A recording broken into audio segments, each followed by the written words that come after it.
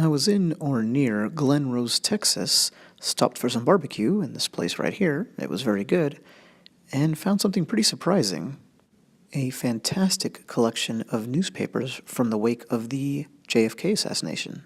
I've actually never seen a large assortment from the immediate aftermath, and it was pretty moving. And I would assume the owner is as fascinated by the event as I am, with the difference being that he or she actually lived through it, and based on these papers, lived here in the area, where it all happened as well.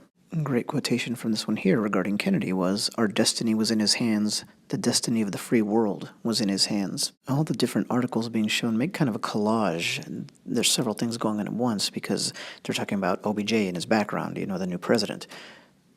President Kennedy, of course, and the accused assassin, Lee Harvey Oswald.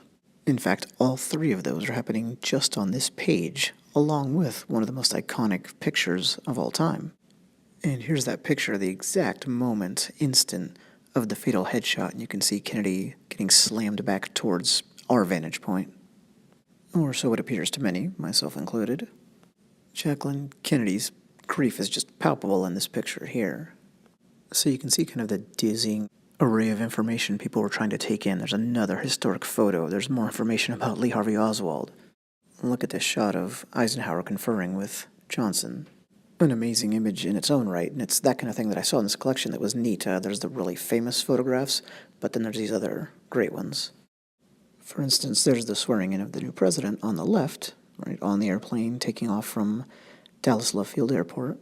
An extremely iconic photograph, but then look at the bottom right. It's a pretty amazing one. It's not one from the time of the assassination, but it's 4 U.S. presidents, or it eventually would be, right? Kennedy, Johnson, Eisenhower, and Truman.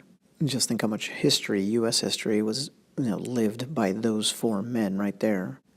Here in this next image, we get a great little profile. Obviously, it says that in the title, but about the courtship of LBJ and Lady Bird.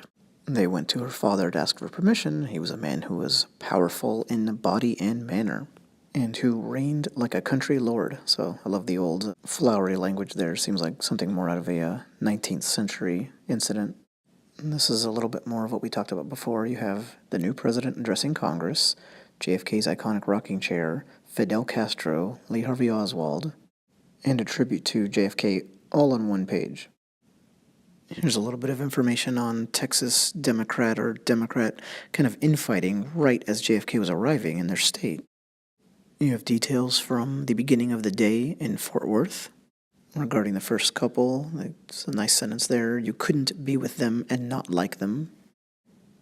Next 3 images are about Oswald and the processing of him by police, his denials.